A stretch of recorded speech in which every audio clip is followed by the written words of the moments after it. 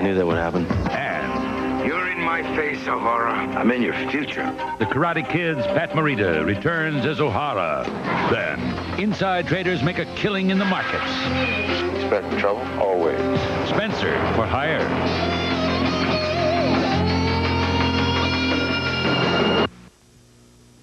Sometimes grown-ups touch kids in ways they don't like. I was wrestling with my uncle, and it changed. It felt icky. When touching feels funny, it's hard to know what to do. He said I shouldn't tell anyone. If that ever happens to you, say no. No. Then go. Go. And tell someone you trust. Tell. Say no. Then go. And tell. A message from the American Medical Association. This is 5TV.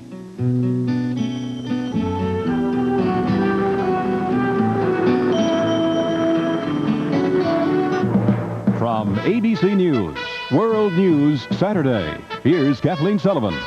Good evening, everyone. Another hostage-taking in Beirut today. 3 more Americans and an Indian national were taken hostage from the Beirut University College, where all 4 of them were teachers. That brings to 8 the number of Americans believed held captive in Lebanon. Ironically, today's hostage-taking came as Anglican Church envoy Terry Waite was believed to be negotiating with Shiite Muslims for the release of 2 other American hostages. The latest now from Julie Flint in Beirut. There has never been an operation like it since the kidnapping of Westerners began in earnest here in 1984.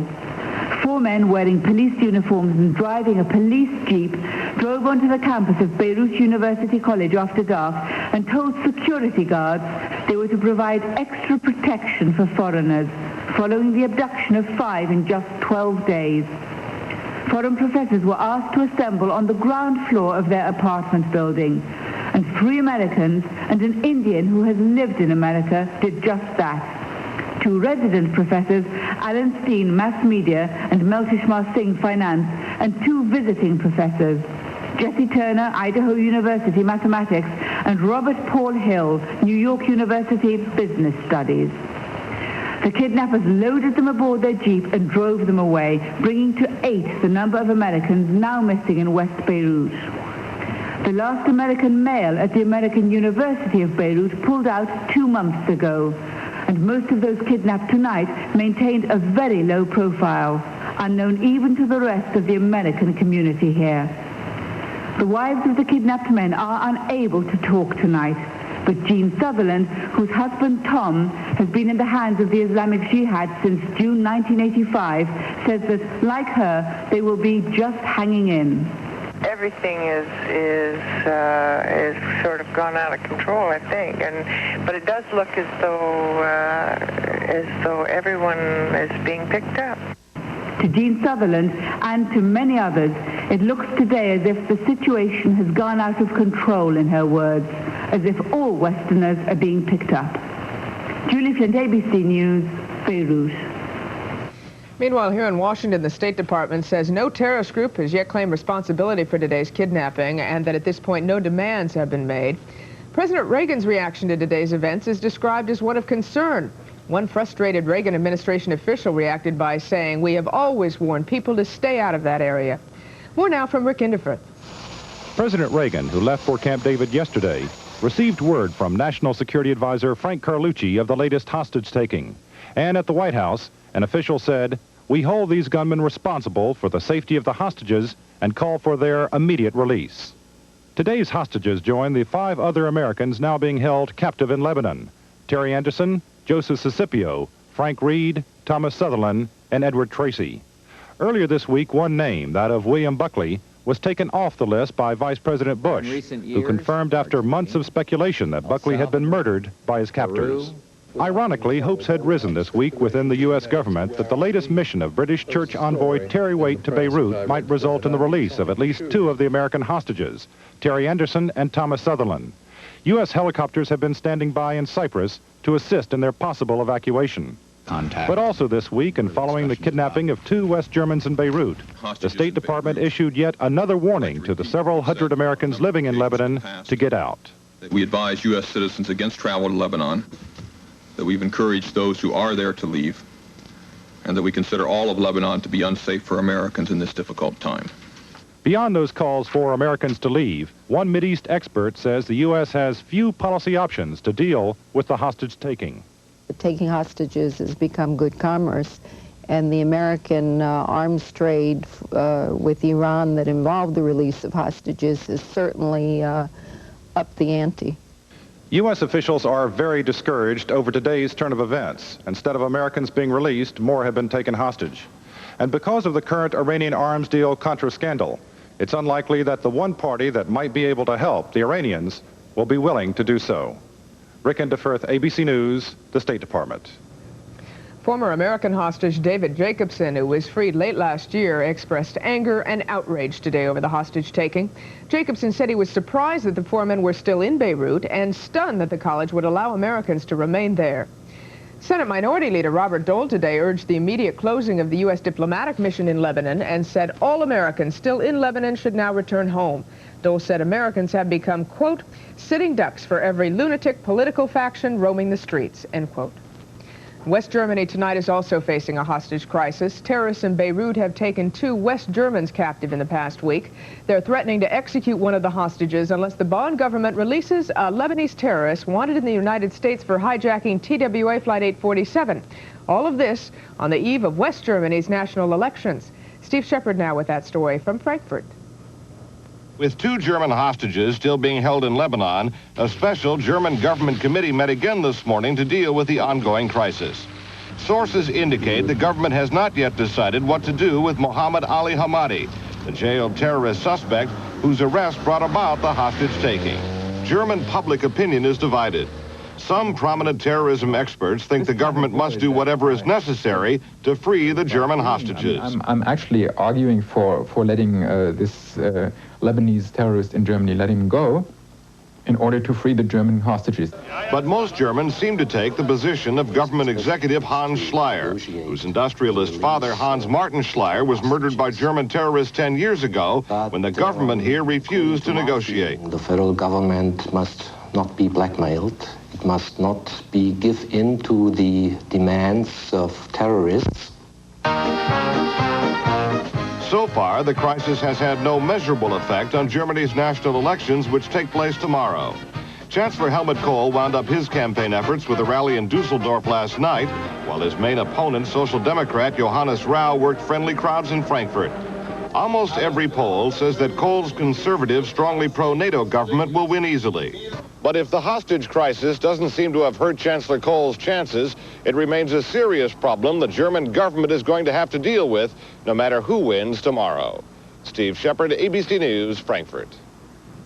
In Kuwait today, a car bomb exploded behind a hotel packed with foreign journalists who were there covering a summit of Muslim leaders Monday.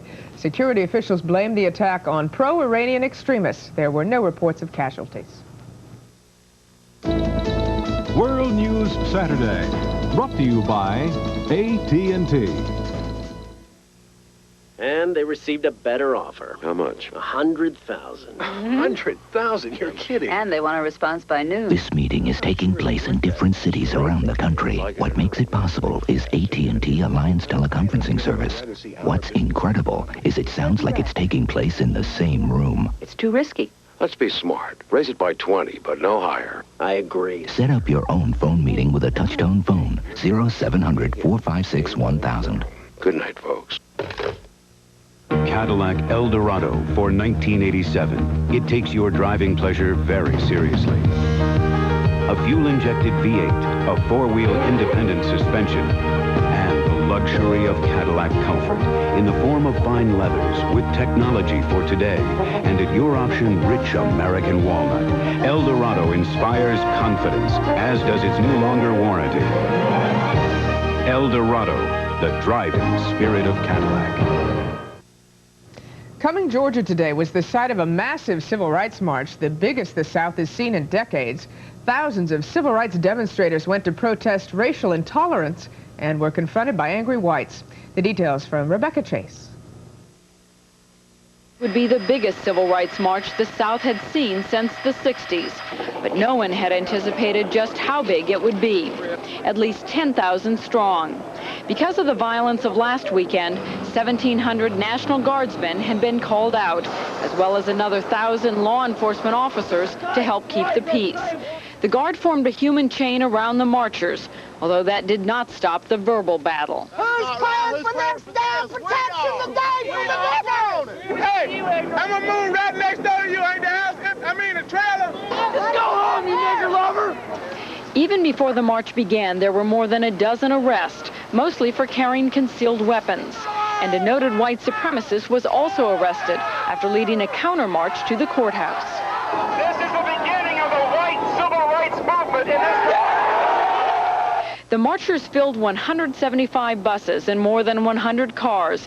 They had come from all over the country to join in what was called a march against fear and intimidation.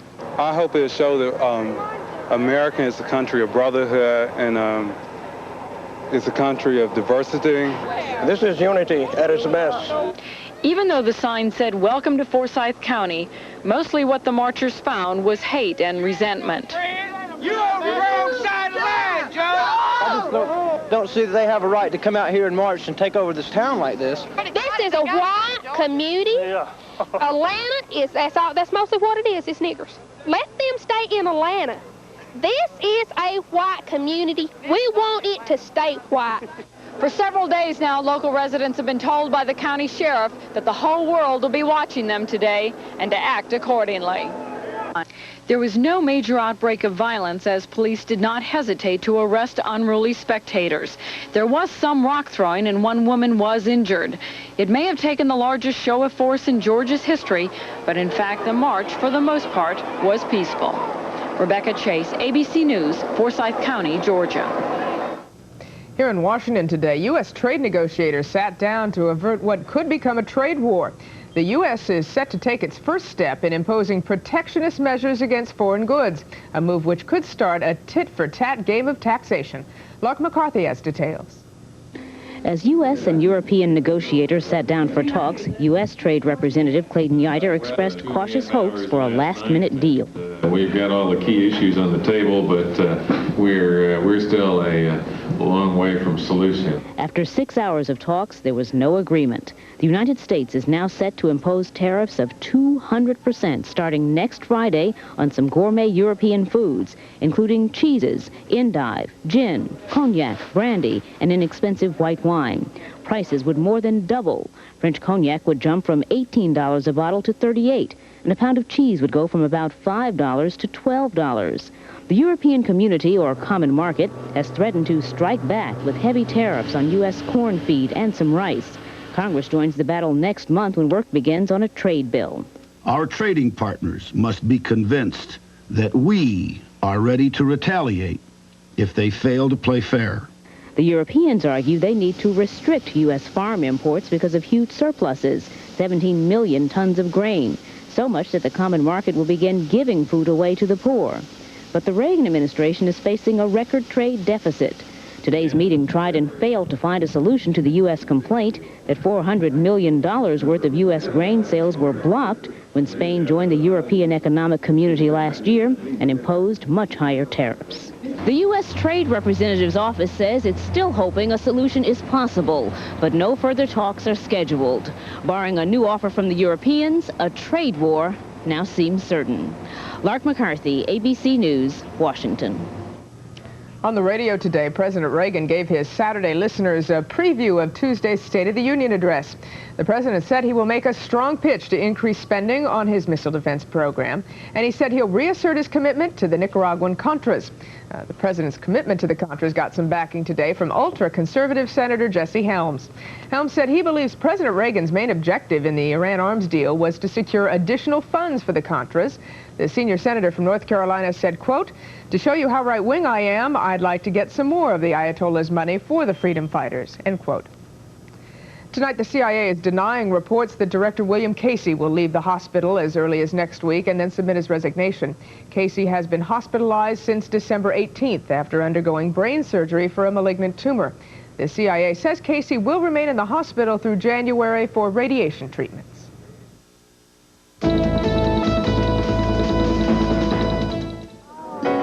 Please, please. Mr. Garfield, welcome to Embassy Suites Hotel. My room. Oh, all our rooms are really two-room suites for the price of a single room. Beautiful. Don't change a thing. The living room, sir. Love what you've done with this room. The bedroom. This is great. I need my space. And of course, you'll want to take advantage of Embassy Suites free breakfast. Food. Served every morning. At Embassy Suites, you don't have to be a fat cat to enjoy the sweet life. I resemble that remark. I'm not an actor. I'm just a guy, 30 years old, who had a heart attack. I'm okay now, but I want to tell you one thing I learned. Medical studies prove that a diet low in fats and cholesterol with foods like Fleischmann's margarine can actually help reduce the level of cholesterol already in your body. And that's one way you can help reduce your risk of heart disease. I thought you'd like to know that. Take care. Fleischmann's margarine. Ask your doctor. When minor arthritis pain gets a hold of you, you need the warming power of Bengay. Bengay's penetrating warmth starts relieving pain fast, right where it hurts most. So break the grip of pain with Bengay. You can't sleep. There's pain. Now, break the barriers of sleeplessness and pain with Unison Dual Relief, a new formula sleep aid plus aspirin-free pain relief. Tonight, take new Unison Dual Relief. Taste this. The whole thing? Uh-huh. That's a big crunch for such a little thing. That little thing's packed with goodness. I can believe it with a crunch like that. It's got a nice nutty taste. And it has no added sugar or preservatives. There's no room. Huh. What are these little things? Grape-Nuts cereal. Grape-Nuts? I could go for a whole bowl full. You got it. Have a bowl of crunchy, nutty, packed with goodness Grape-Nuts today. And now sports. For the first time in Iowa's history, the Hawkeyes are college basketball's top-ranked team. They celebrated this week with wins over top 10 rivals, Purdue and Indiana. But today, the Hawkeyes ran into unheralded Ohio State, and the Buckeyes snapped Iowa's 18-game winning streak. Dennis Hobson, Ohio State's high-scoring forward, had 36 points in the upset. In the Big East, 7th-ranked Syracuse jumped out to a big lead and held on against number 14 St. John's. Mark Jackson missed a three-pointer at the buzzer that could have won it for the Redmen. Also, 12th-ranked Duke handed number 10 Clemson its first loss of the season. Well, in less than 24 hours, the Giants and the Broncos will finally take the field for Super Bowl 21. Dan Lovett is covering all the action for us in Pasadena. Dan? Kathleen, the New York Giants have played with a passion and purpose all season, believing a world's championship is their destiny. Those who follow the craft of football think the same. This 21st matchup offers the challenge of the game's most dominant defender, who will pursue one of the sport's most promising young quarterbacks.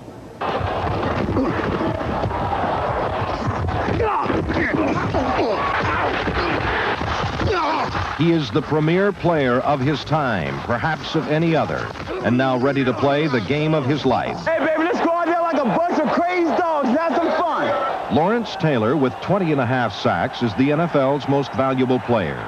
He is the leader of the New York Giants in every sense. Gifted, determined, and intense.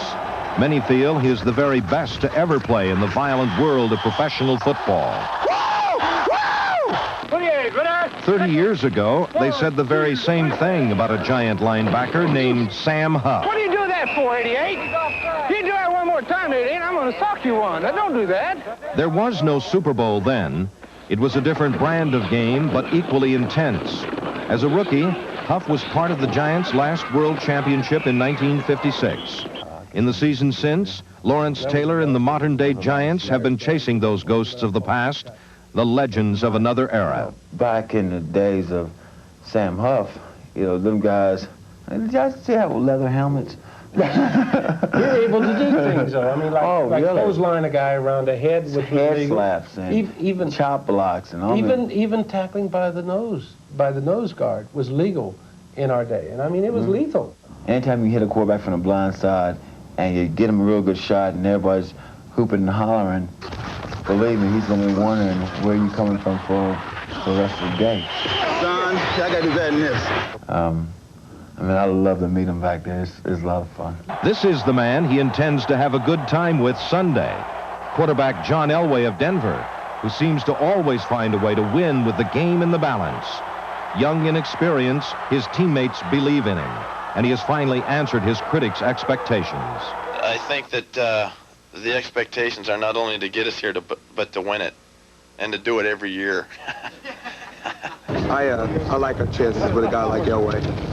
He makes plays out of miscues. We're real confident. John's young, but John, as long as you have John back there, we're never worried about being out of a game because we know we can come back at any time, just as we did last week. And John can do so many things for us. I mean, I wouldn't want anybody else back there.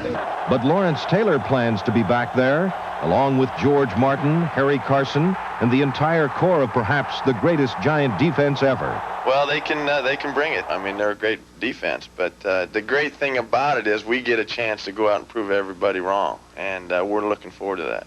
I'm pretty sure he's going to be a little intense meeting us, as we're going to be just a little intense meeting him. I think when you look at the success we've had against quarterbacks, that may give him some cause for concern a little bit. At least we hope so. He is a moving target, a scrambler who can keep a defense honest. But like all quarterbacks, when he hears the footsteps, he'll slide to safety.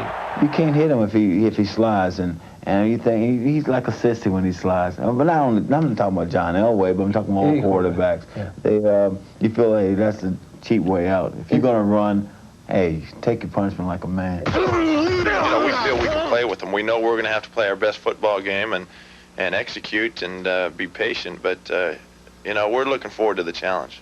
Elway wasn't even born the last time the Giants were the champions of the National Football League. Then it was Connerly, Rote, Gifford, Huff. And until now, many felt they were the best Giant team ever assembled.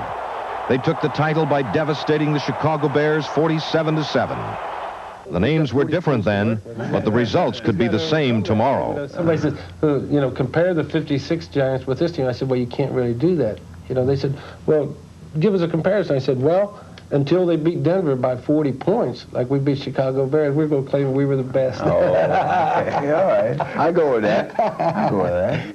In reality, the past 3 Super Bowls have been decided by halftime, ending up in complete routes.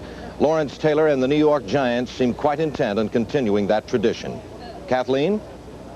Dan, thank you. And up next, is the Super Bowl much ado about nothing?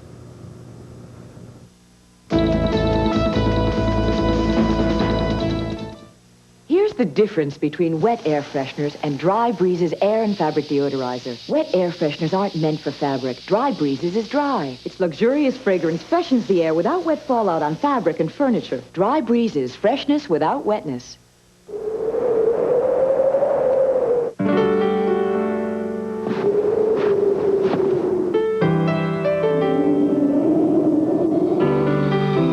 When it's cold and rough outside, try something warm and creamy inside.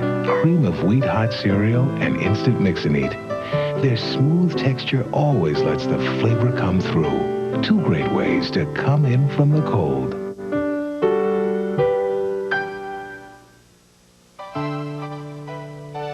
The real world is not kind to automobiles.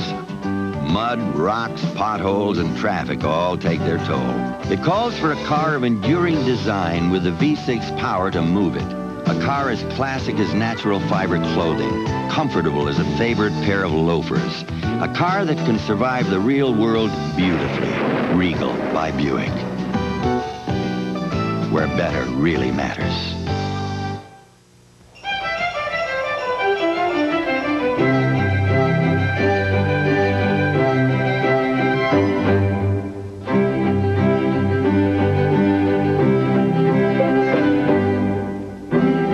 Banker is America's largest full-service real estate company. And these days, you don't get bigger unless you do it better. Coldwell Banker, the home sellers, a member of the Sears Financial Network. Why is my antacid Tums? Tums is effective. It neutralizes 1/3 more stomach acid than the other leading brand. And Tums is rich in calcium. To me, that's extra good news.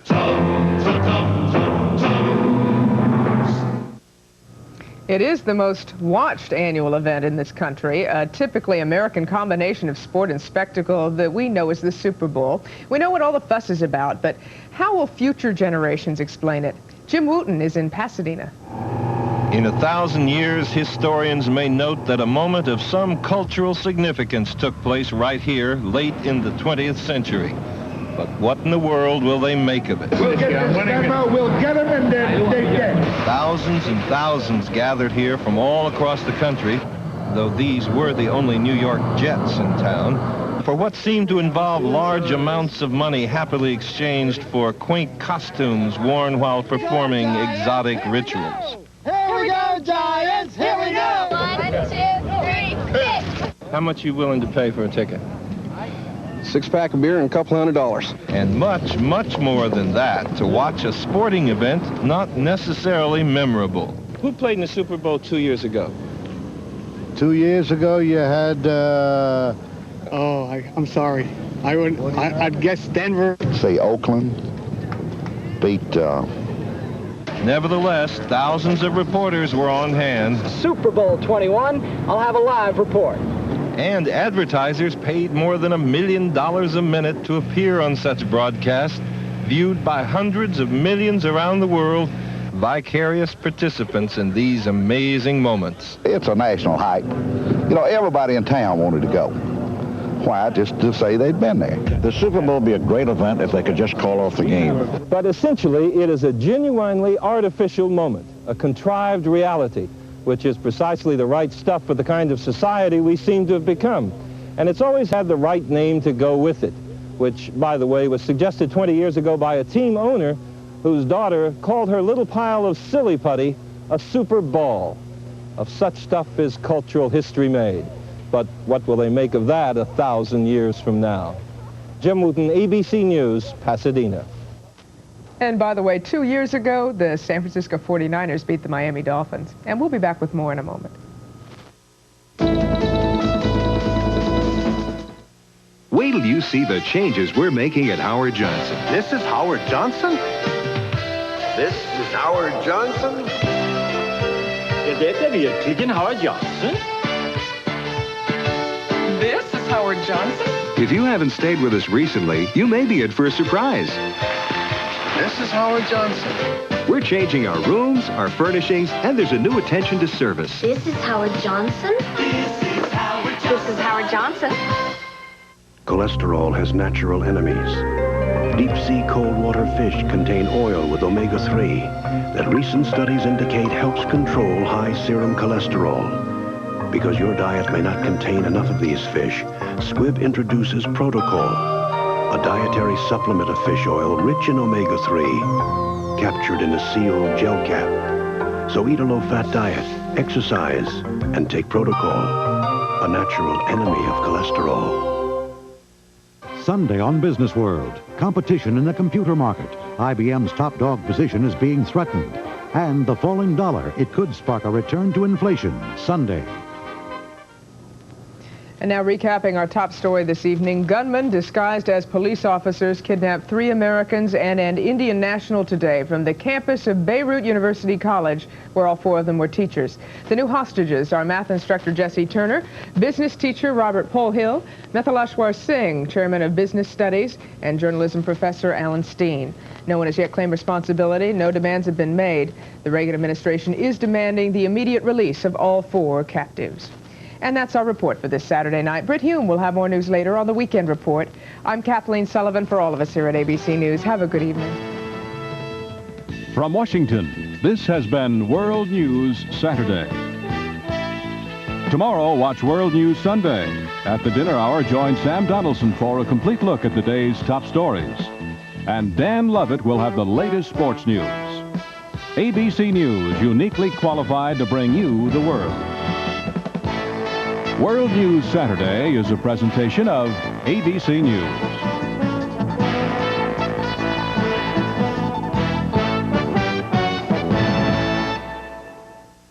Saturday. You're in my face, O'Hara. I'm in your future. The Karate Kid's Pat Morita returns as O'Hara.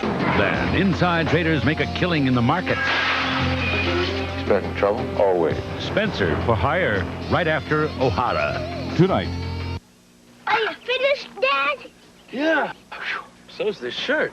What happened to you? We fixed a flat tire. It looks like it. Mm-hmm. Dad, your shirt smells like it, too. Well, we'll wash it. Introducing new Surf. Unlike detergents that cover up odors, Surf actually removes both dirt and odors. It looks good, Dad. And smells good, too. New Surf removes both the dirt and the odors. Did you hear the news? LensCrafters, America's quality one-hour optical store, has come to Des Moines. In Merle Hay